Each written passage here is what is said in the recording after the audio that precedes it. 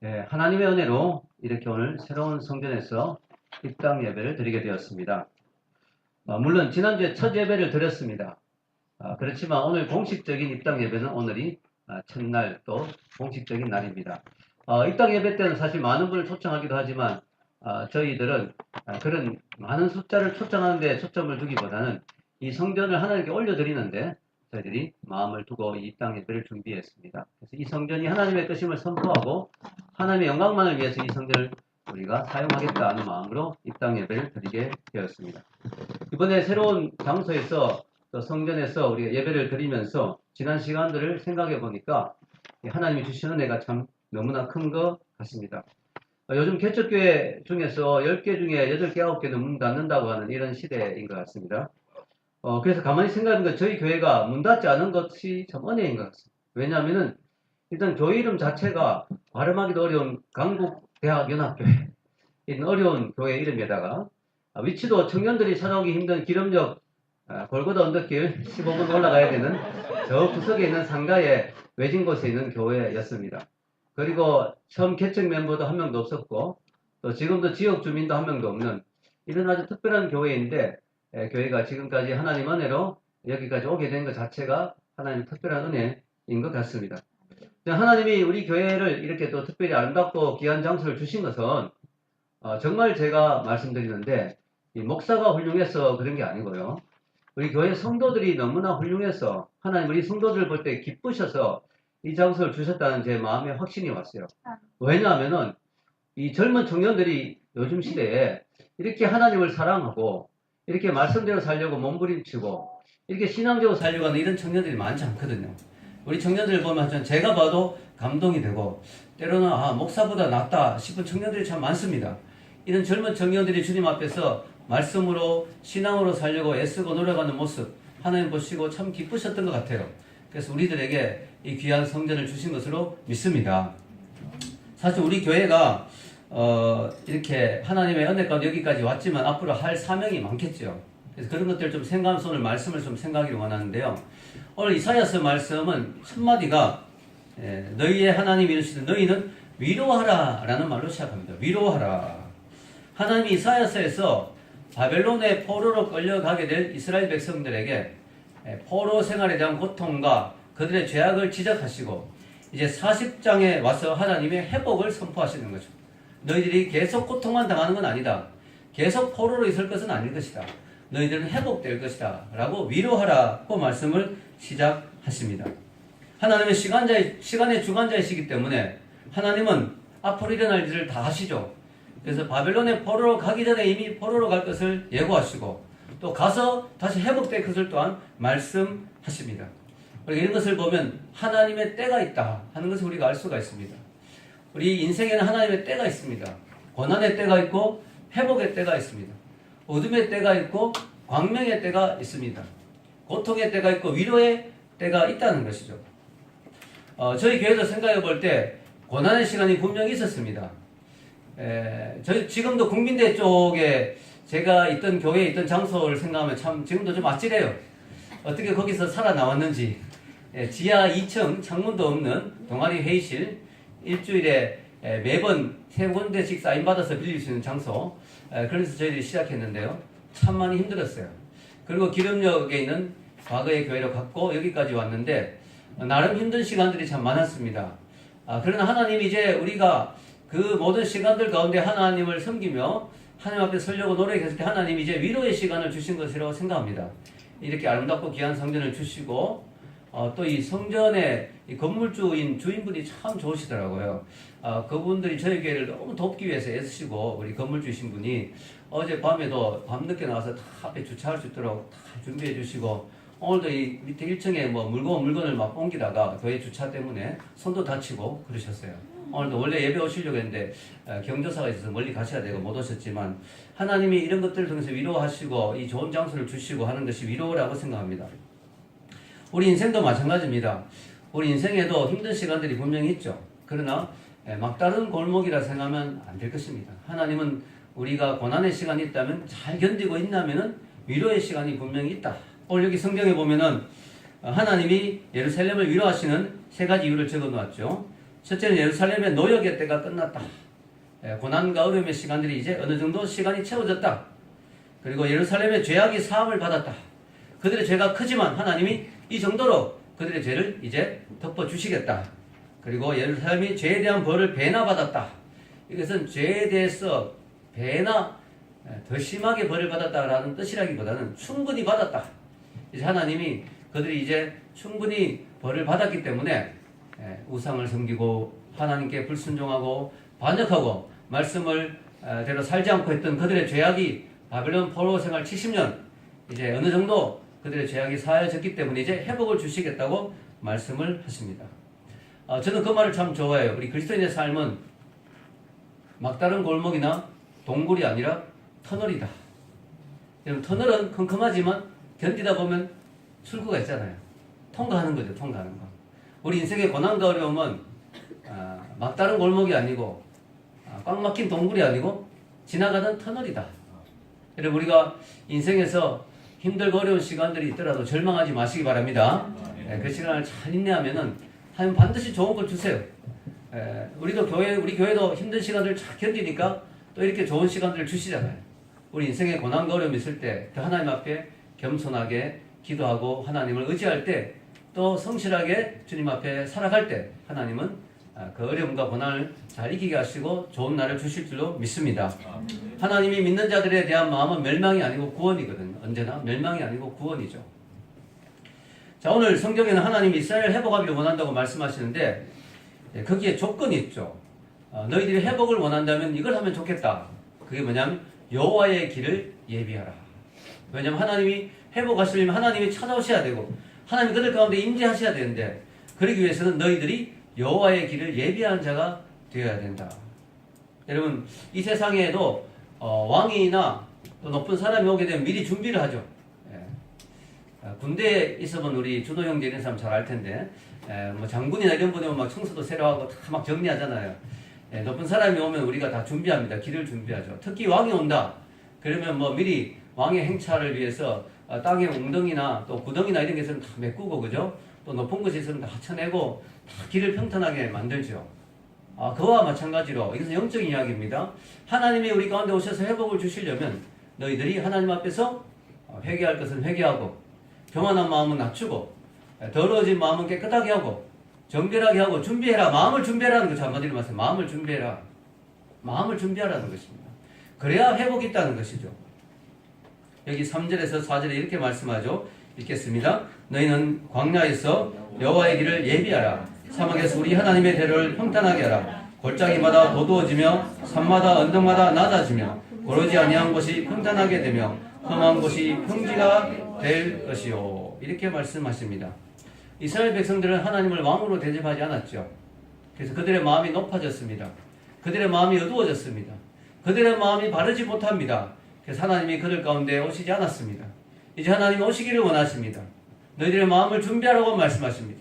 이스라엘이여 너희의 왕이신 하나님을 다시 맞이할 준비를 하라고 말씀하십니다. 이것은 이스라엘 나라뿐만이 아니죠.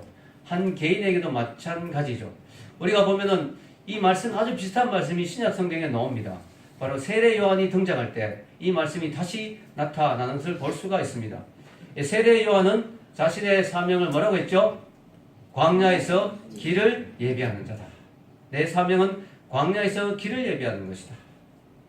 그러면서 그는 이렇게 외칩니다. 누가복음 3장 3절에서 6절까지 주보에 같이 보겠습니다. 요한이 요단강 부근 근처에 와서 죄사함을 받게 하는 회개 세례를 전파하니 선지자 이사야의 책에 쓴 바 광야에서 외친 자의 소리가 있어 이르되 너희는 주의 길을 준비하라. 그의 오실 길을 곧게 하라. 모든 골짜기가 메어지고 모든 산과 작은 산이 낮아지고 굽은 것이 곧아지고 험한 길이 평탄해질 것이요 모든 육체가 하나님의 구원하심을 보리라 함과 같으니라. 아멘.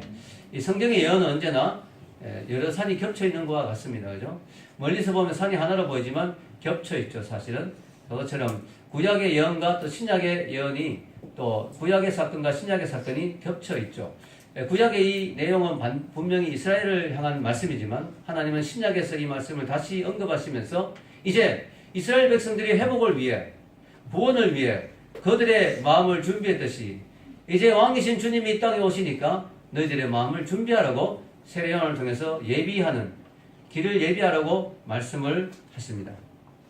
여러분, 세례요한이 했던 일은 회개의 세례를 베푼 것이죠. 회개의 세례. 회개란 것이 무엇입니까? 마음을 정결케 하는 것이죠. 죄악을 버리는 것이죠. 높아진 마음을 낮추는 것이죠. 회개입니다. 우리 하나님은, 우리 주님은 왕이시죠. 그러나 우리 주님은 폭군은 아니시죠. 우리 주님은 겸손의 왕이십니다. 그래서 주님은 강제로 우리를 개종시키지 않습니다. 우리 마음에 하나님에 대한 거부감이 있으면, 우리 마음이 높아져 있으면 주님은 우리에게 찾아오시지 않습니다. 그래서 우리가 주님이 우리 마음에 찾아오실 수 있도록 우리는 왕의 대로를 준비해야 될 줄로 믿습니다. 우리 마음속에 주님에 대한 오해나 편견이 있다면 다 버리고 성경이 말한 예수님을 바로 알아야 되겠죠. 우리 마음속에 하나님을 대적하여 높아진 것이 있다면 다 내려놓고 겸손해져야 되겠죠. 고린도후서 10장 5절은 다음과 같이 말합니다. 같이 읽겠습니다. 하나님 아는 것을 대적하여 높아진 것을 다 무너뜨리고 모든 생각을 사로잡아 그리스도에게 복종하게 하니. 사실 우리가 교만하고 하나님보다 내가 더 잘났다고 생각하는 사람에게는 하나님이 임할 수가 없습니다. 예수님 오셨을 때도 예수님이 왔다고 다 믿은 게 아니에요. 우리 생각에는 예수님만 보여주소서 난 예수님을 믿겠습니다 라는 사람도 있지만, 예수님이 직접 오셨고 직접 역사하셔도 기적까지 다 봐도 안 믿는 사람도 너무나 많았습니다. 왜냐? 마음의 문제거든요. 마음이 높아지고 교만해지고 건방진 사람들은 예수님이 오셔도 직접 오셔도 영접하지 않았어요. 그래서 왕이 오실 길을 예비하라고 요한이 외치는 거죠. 여러분, 지금 예수님은 육체로 더 이상 오시지 않습니다. 예수님은 영으로 오시죠. 그래서 성령님을 다른 말로 예수의 영이라고 합니다. 그분이 예수님이세요. 삼일체 하나님으로 예수의 영이세요. 그분이 우리 마음에 오시는 것도 마찬가지입니다. 성령님은 최고의 젠틀맨이시죠. 최고의 신사이십니다. 그분은 강제적으로 우리에게 역사하지 않습니다. 강압적으로 우리 팔을 비틀어서 믿게 하지 않습니다. 우리 또한 이 시간에 영접할 때 예수님의 영이신 성령님을 우리 마음에 영접하고 그분이 우리 가운데 역사하시기 위해서는 우리 또한 겸손한 마음을 가져야 될 줄로 믿습니다. 그래서 우리가 이 마음을 준비하는 게 정말 중요해요. 정말 중요해요. 예배 시간을 왜 일찍 오라 하냐면요, 예배 시작할 때 오는 거하고 또 미리 오는 거하고 또 다르거든요. 그래서 좀 미리 와서 마음을 준비하고 주님이 내 가운데 역사하시도록. 물론 아주 멀리서 오는 분들은 참 차가 막힌다는 어려움이 있겠지만 어쨌든 우리가 최대한 일찍 와서 그래서 우리가 마음을 준비하는 게 정말 중요합니다. 그래서 제가 자주 하는 말이 있죠. 뭐예요? 주일 예배는 일요일 아침부터 시작된 게 아니라 토요일 저녁부터 시작된다. 토요일 밤에 늦게까지 영화 보고 게임하고 하면 어떻게 돼요? 왕이 오실 준비가 안 되는 거죠. 아침에 교회 오면.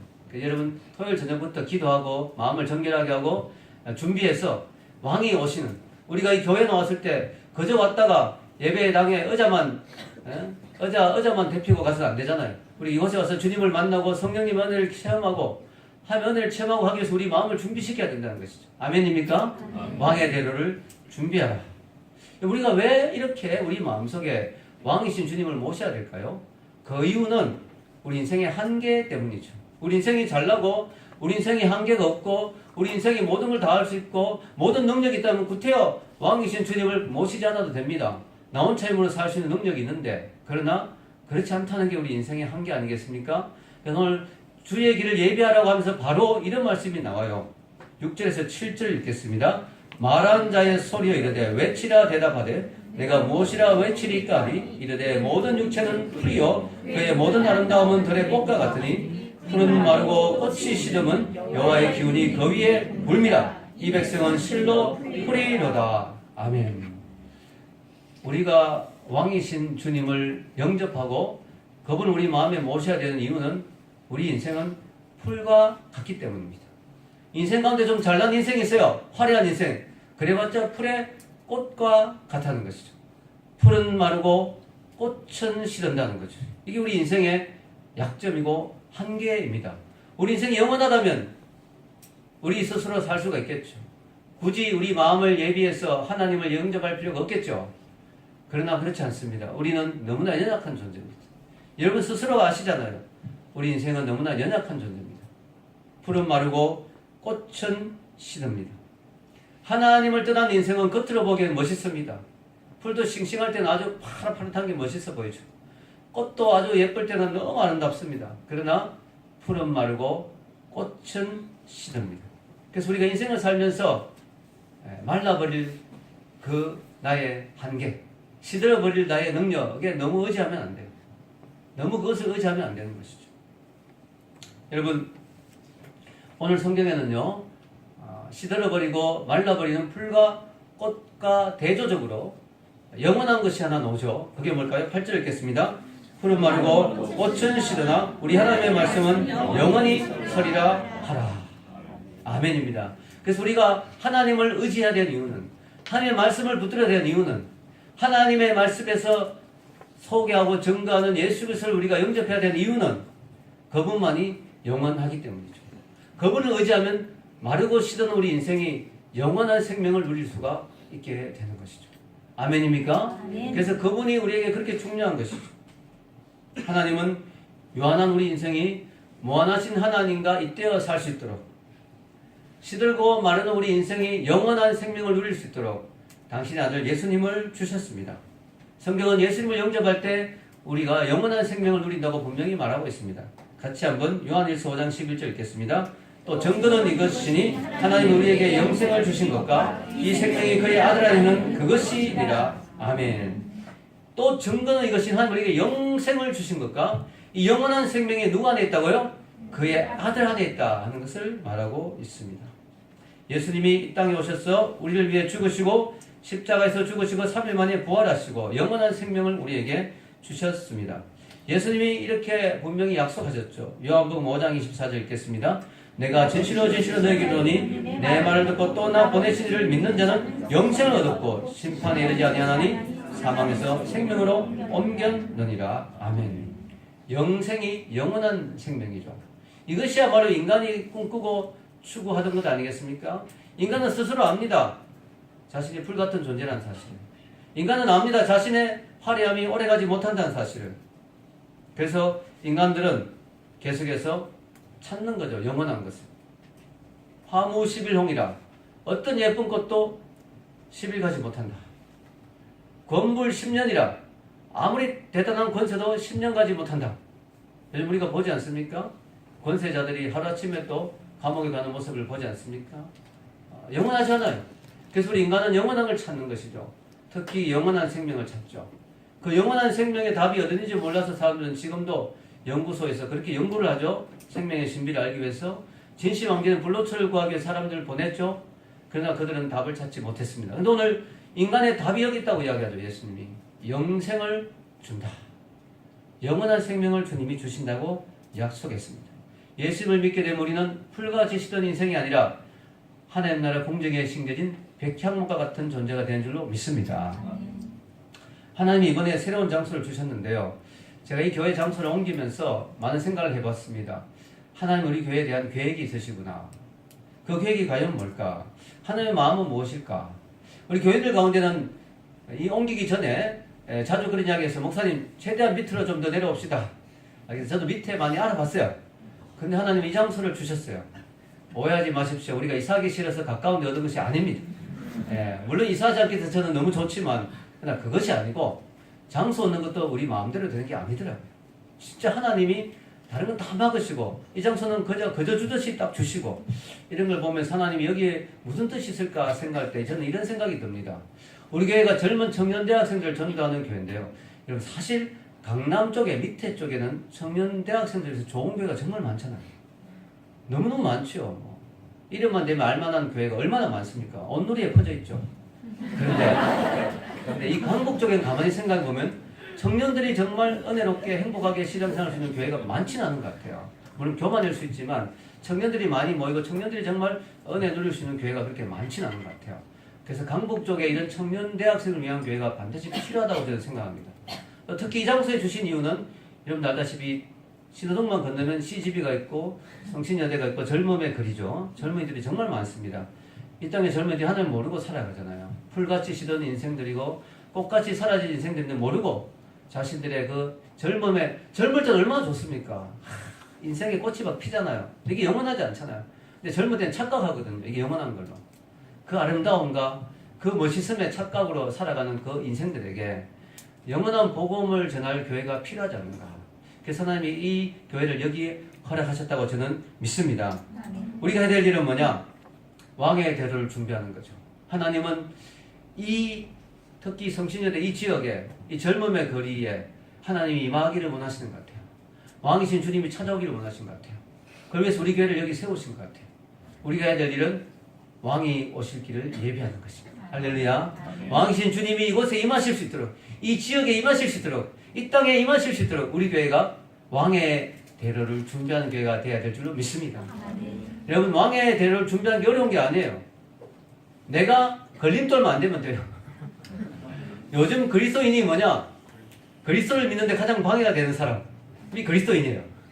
요즘 그리스도인들 때문에 그리스도를 안 믿는 사람들이 너무 많아요. 원래는 그리스도인 때문에 그리스도를 믿어야 되는데, 그죠? 죄를 통해서 우리 선교사님이 전도됐듯이 그리스도인이 있으므로 그리스도를 믿어야 되는데, 죄송하게도 요즘은 그리스도인 때문에 그리스도를 안 믿는 일들이 너무 많다는 거죠. 그래서 우리가 우리 교회를 통해서, 또 우리 삶에 통해서, 우리 직장에서, 우리 가정에서 저 사람 보니까 예수 믿기 싫다 이게 아니고 저 사람을 보니까 예수님을 믿고 싶다 하는 왕의 대로를 준비하는 그런 그들의 교만한 마음을 낮추는 우리의 겸손한 모습을 보고, 또 우리의 성기가 헌신을 보고 그들의 상처된 마음이 메꾸어졌어. 그들이 왕의 대로를 준비할 수 있도록, 그 마음을 준비할 수 있도록 우리가 쓰임받아야 될 줄로 믿습니다. 이를 위해서 우리 교회가 헌신할 때 하나님은 저와 여러분을 통하여 역사하시고 이 지역의 젊은 청년들을 구원하시고 하나님 영광 받으실 줄로 믿습니다. 이런 은혜가 저와 여러분에게 있기를 주의 이름으로 축원합니다. 기도하겠습니다.